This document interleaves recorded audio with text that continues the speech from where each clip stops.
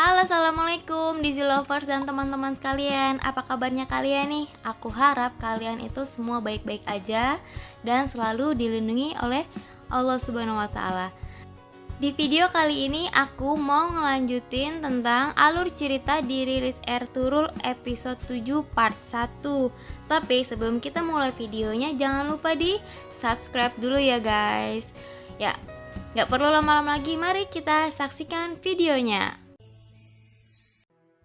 Di awal episode diperlihatkan bahwa Ertugrul berusaha untuk menangkap orang suruhan Titus yang memberikan informasi kalau Ygit dan Turgut telah ditangkap oleh Titus dan pasukan Templar. Orang tersebut pun berusaha melarikan diri dari kejaran Ertugrul, melompat dari satu bangunan ke bangunan lain, dan saat ada kesempatan Ertugrul melemparnya dengan buah dengan pukulan keras sehingga orang itu jatuh dan akhirnya berhasil ditangkap oleh Ertugrul. Lalu Ertugrul menginterogasinya dengan bertanya, "Katakan, siapa yang menyuruhmu? Di mana saudaraku? Di mana pangeran? Bicaralah." Ketika orang itu tidak mau berbicara, Ertugrul pun mematahkan lengan orang tersebut supaya orang itu mau berbicara.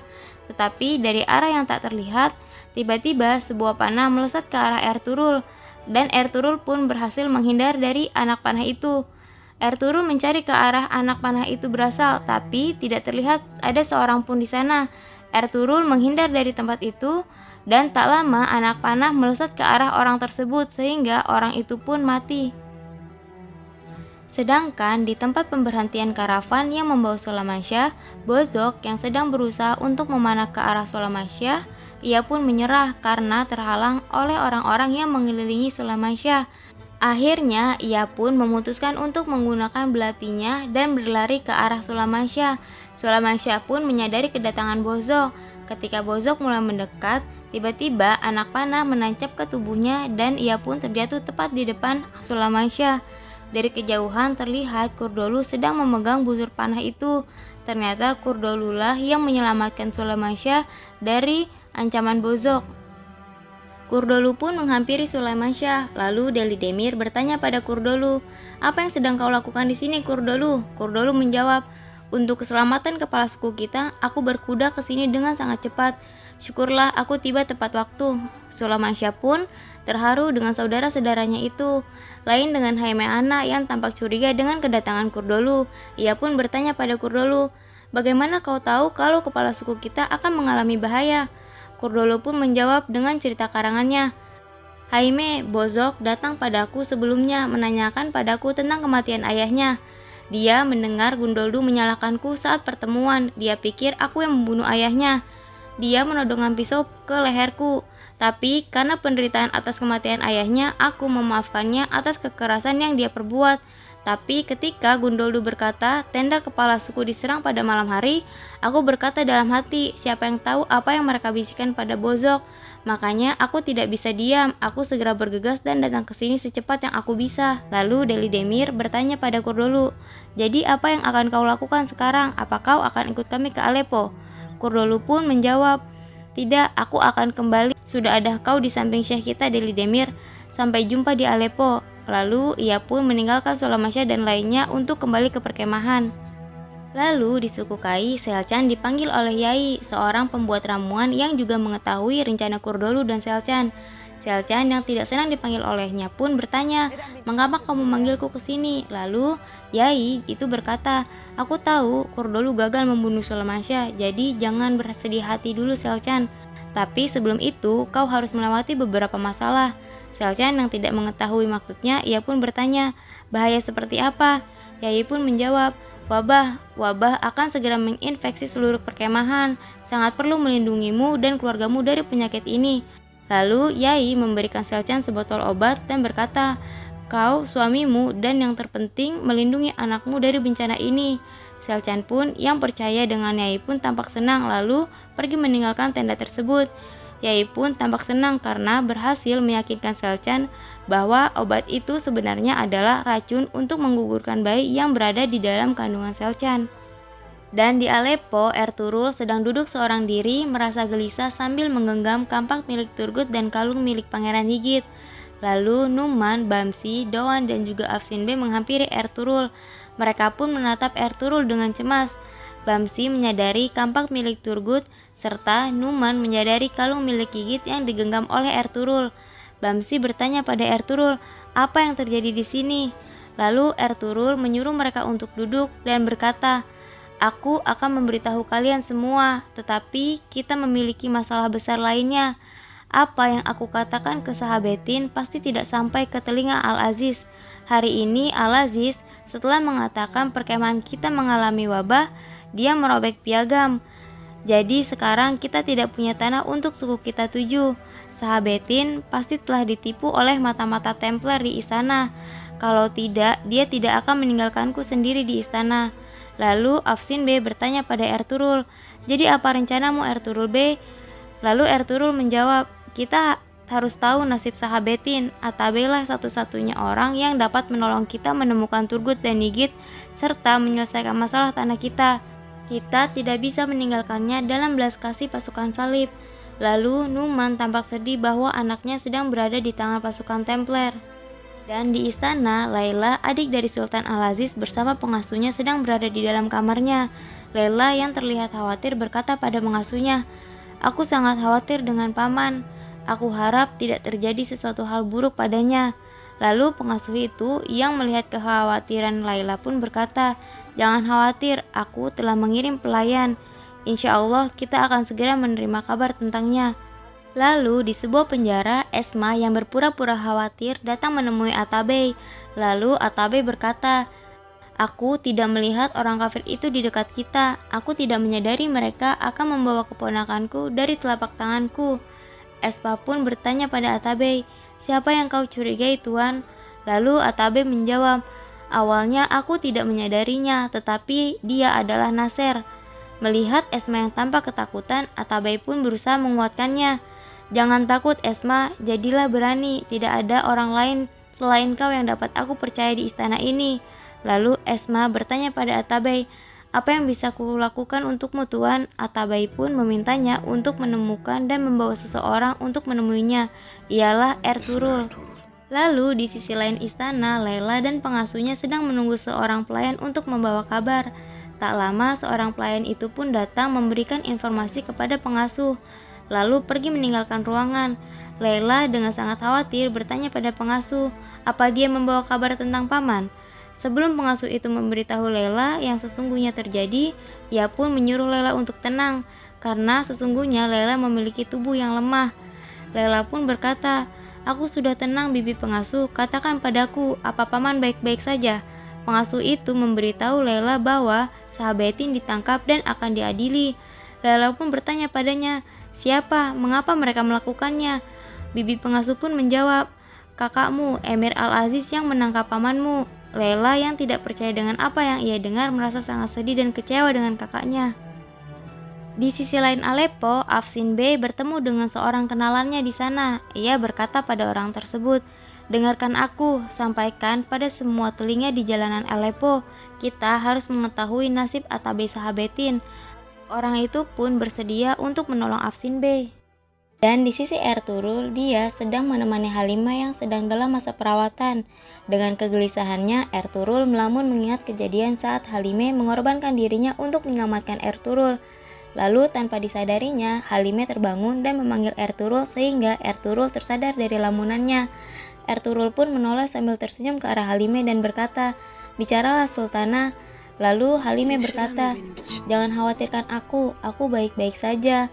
Lalu Ertugrul menjawabnya, aku tahu, tapi di dalam diriku terbakar api setiap melihatmu terluka. Kau mengorbankan hidupmu untuk menyelamatkanku. Bagaimana jika sesuatu terjadi? Sambil tersenyum berusaha meringankan kekhawatiran Ertugrul, Halimah berkata, tidak terjadi apa-apa, aku baik-baik saja. Lalu Ertugrul pun mengungkapkan kegelisahan hatinya pada Halimah dan berkata, hari itu di mana aku membuka hatiku untukmu, kau menolakku. Kau membahayakan hidupmu untukku, tapi mengapa kau menyembunyikan hatimu untukku? Dan Halimah menjawabnya sambil menatap mata Ertugrul, ketika kau tahu cinta tak bisa diraih dengan kata-kata, kau akan memperoleh cinta sejati.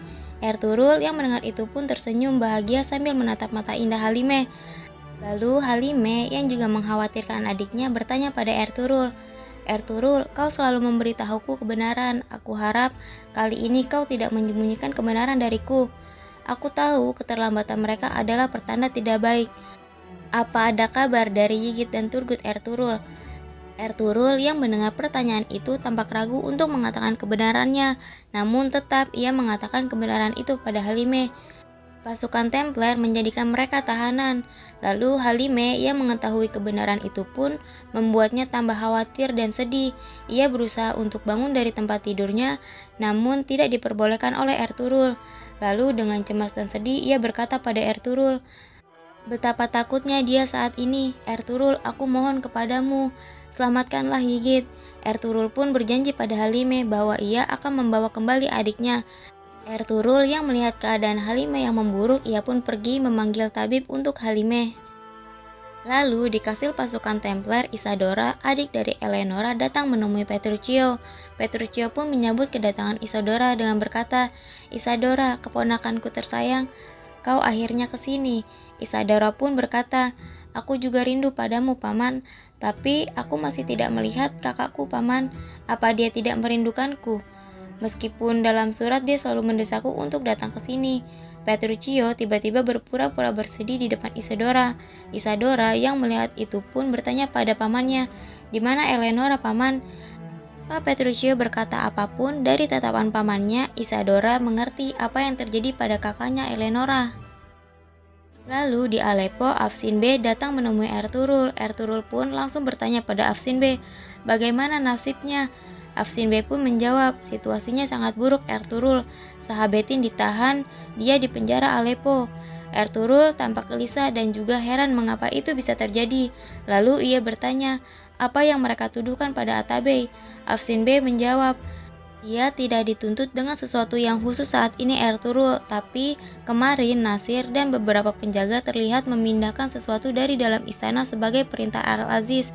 Mereka juga bersama dengan pembantu istana. Ini mungkin berhubungan dengan Atabey. Ertugrul pun mulai curiga pasti sesuatu terjadi pada Atabey. Ketika Ertugrul berdiam diri di sebuah langgar sambil memegang kampak milik Turgut, Syekh Ibnu Arabi menghampirinya dan bertanya pada Ertugrul, "Kau tahu bagaimana kampak itu dibuat, kan? Pukulan demi pukulan, benturan demi benturan, sampai baja menjadi kampak.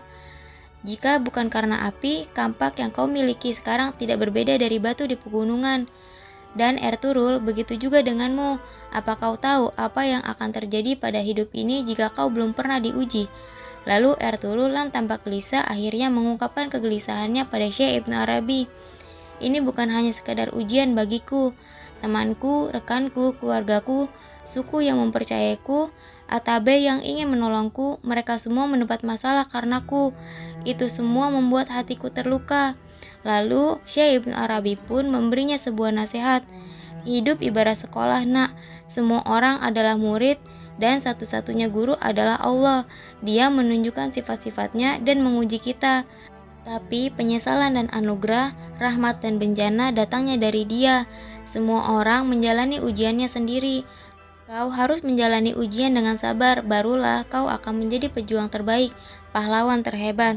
Lalu Ertugrul bertanya, apakah duduk menunggu seperti ini adalah bagian dari ujian? Lalu Syekh Ibnu Arabi melanjutkan nasihatnya, "Allah mencintai iman, bukan kelalaian. Jika saudaramu berada dalam masalah, selamatkanlah. Tanpa melupakan Allah, kau akan menemukan cara untuk keluar dari masalah. Ayo bangkitlah. Ujian seorang pahlawan itu sulit. Duduk berpangku tangan bukanlah ciri orang yang gagah berani." Di perjalanan, setelah meninggalkan langgar, tiba-tiba seseorang menghentikan Ertugrul dan ia berkata, "Tuan, aku adalah pelayan pribadi Atabey Sahabetin. Namaku Esma. Dia mengirimku ke sini." Lalu Ertugrul yang tidak langsung mempercayainya bertanya, "Bagaimana aku tahu Sahabetin yang mengutusmu?" Esma pun menjawab, "Dia bilang kau akan mengerti ketika aku bilang bahwa perkataan seorang lelaki adalah kehormatannya. Dia ingin bertemu denganmu." Lalu Ertugrul yang mengerti dengan perkataan Esma itu, ia pun mengikuti Esma. Lalu ia bertanya, "Bagaimana cara kau membawaku masuk?" Lalu Esma menjawab, "Ada ruang bawah tanah rahasia sebagai pintu masuk ke penjara. Atabey yang memberitahuku." Lalu Ertugrul merasa ada beberapa orang yang mengikutinya dan mulai mengepungnya. Ketika Ertugrul siap menyerang mereka, para kesatrianya Bamsi Doan datang dan mereka pun mulai saling menyerang. Esma pun melarikan diri dari jebakan yang ia buat dan seperti biasa Ertugrul dan kesatrianya berhasil mengalahkan mereka.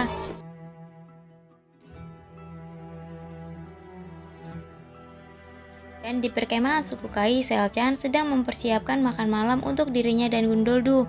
Lalu ia memasukkan obat yang diberikan Yai ke dalam makanan itu. Selcan pun menyajikan makanan itu di atas meja dan berkata, "Aku memasak makanan kesukaanmu Gundoldu, nikmati makananmu Gundoldu." Dan mereka pun memakan makanan yang sudah diberikan obat dari Yai itu.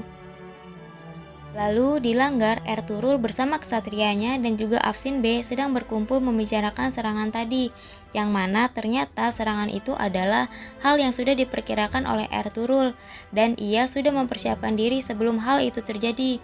Pada saat itu Afsin Bey bertanya, "Apa semua yang terjadi sesuai dengan harapanmu Ertugrul Bey?"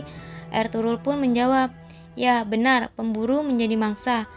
Tapi masalah ini lebih rumit dari yang kita kira. Jika pelayan setia Sahabatin adalah pengkhianat, maka Atabey sudah dijebak. Kita harus menyelamatkannya dengan cara apapun."